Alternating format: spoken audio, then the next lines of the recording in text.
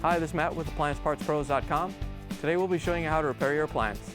Remember, anytime you work on an appliance, make sure it's unplugged or the circuit breakers are off so there's no chance of electrocution. Also make sure you turn off your hot and cold water supplies. In this video we're going to show you how to change out the Samsung Washer Lid Latch Assembly. It's going to be a very easy repair and should only take a few minutes to show you how to do it. If you already have one of these, great. If not, you can click on the link below or get it at AppliancePartsPros.com. When you open up the package, you're going to get the new lid latch assembly.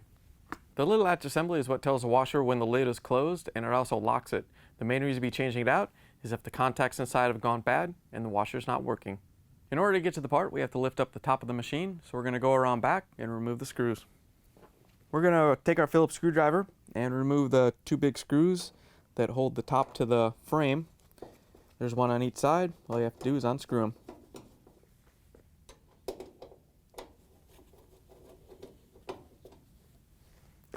Then we can remove this small access panel. If we don't take it out, when we try to lift it up, it's going to jam up right here. So we're going to take a Phillips screwdriver and remove this screw too.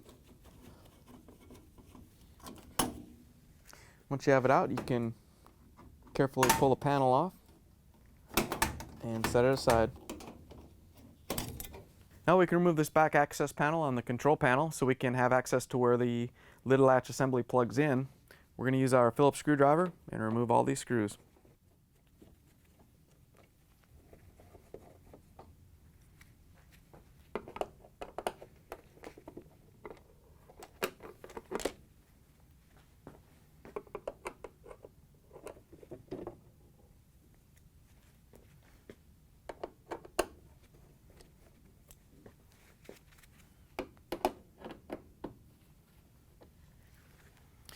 Once you have all the screws out, you can carefully lift the access panel off and set it aside. Now that we have the access panel out of the way, we can reach in right behind the noise filter, and there's a little wire harness right here. Once you have the wire harness out, we can press on this tab right here and separate the two halves. Now that we have the wire harness disconnected, we have to pull this wire harness out of its little holder tab right there. So we're going to carefully lift up on it and free it. Once you have it out, we want to take this whole wire harness with the plug and shove it into the inside of the machine, so when we lift up the top we can pull it out pretty easily. Now that we have it through there, we can go to the front and lift the top of the machine up. Now that we're back at the front of the machine, we can tape the lid down. You want to make sure it doesn't fall open when you lift the whole top up. So put a piece of tape on it to hold it down, and then we can grab a putty knife and go about 6.5 inches from each corner. There's a little metal release tab. You should be able to feel it, and once you hit it, you'll be able to feel it as you push in. It springs back, so you can press that in and then lift up on the top. Once you have one side released, then you can go down and do the other one. Now that we have the clips released, we can lift the top up. You want to be very careful with this as you lift it up. You're going to have to bring it forward a little bit and make sure that the brackets where the screws went through on the back come up and rest in these little drop-ins where the suspension springs are. And then you want to get a piece of wood, and just like a car, you want to put it in here so the top is supported. And you just want to be careful because there's no hinges on the back, and you just want to make sure you don't drop it while you're working on it. Now that we have the top supported, we can take out the lid latch assembly. First thing we have to do is remove these little wire ties so we can get the wire harness out. There's one here, and then there's one by the bleach dispenser. All you have to do is untwist them.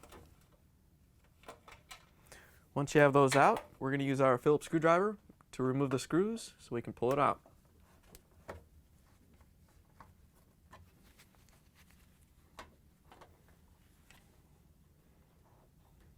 Once you have the screws out, you want to support it because it will fall out, and you can carefully pull it down and out of the machine.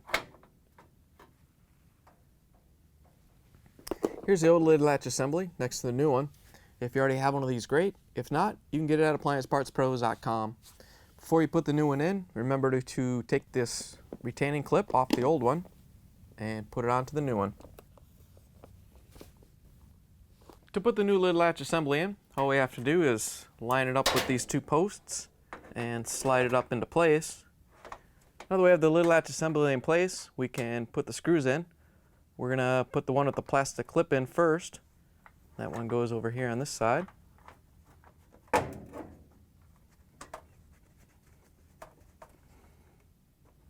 Once you have it tightened down, you can put the other screw in. Now that we have the lid latch assembly installed, we can reroute the wire harness. All you have to do is route it through the wire ties and tighten it down to hold it in place. All you have to do is twist them.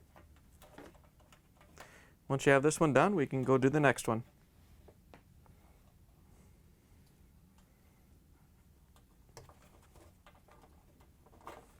Once you have the wire harness secured with the ties, we can feed it back through the console so we can plug it into the wire harness. Now that we have the part installed, we can put the top down. You want to lift it up carefully and pull the wood out. And then you have to lift the back up so that comes out of the bracket, and set the top back a little bit, and then set it down so we can close it, and it lines up with all the pins so we can snap it back in place. Once you have everything lined up, you can just snap it back down so the retainer clips lock it in. And then we can take off the tape off the lid. Now that we have the top down, we can come around the back and carefully pull the wire harness through, and then we have to use a screwdriver to reach down and press the wire harness back into that little channel right there where we took it out. So we're going to do that so we can plug it back in.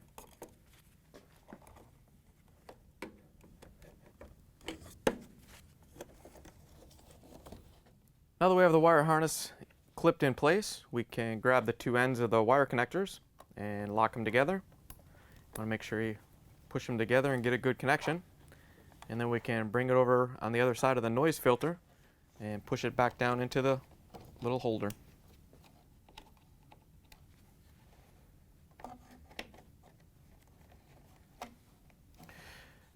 Now that we have the wire harness back in its holder, we can put this lower access panel back on.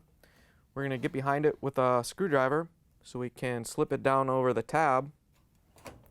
And once you have it down, then we're going to have to put the tabs in on this side.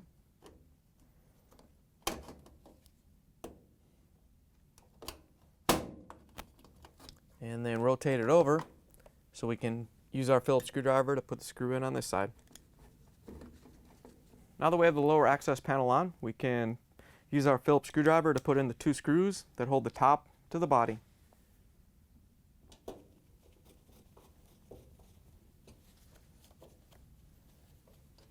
To put the rear cover on, all you have to do is lift it up so this little lip right here goes underneath here. Once you have it in, you can rotate it down and push it into place, and then we can go around and put all the screws in.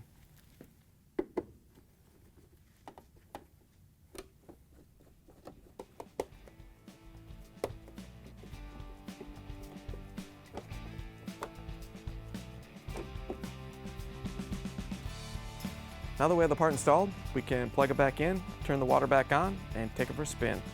Thanks for joining us for another successful repair brought to you by AppliancePartsPros.com. Check out our other repair videos on our site, Facebook, and YouTube.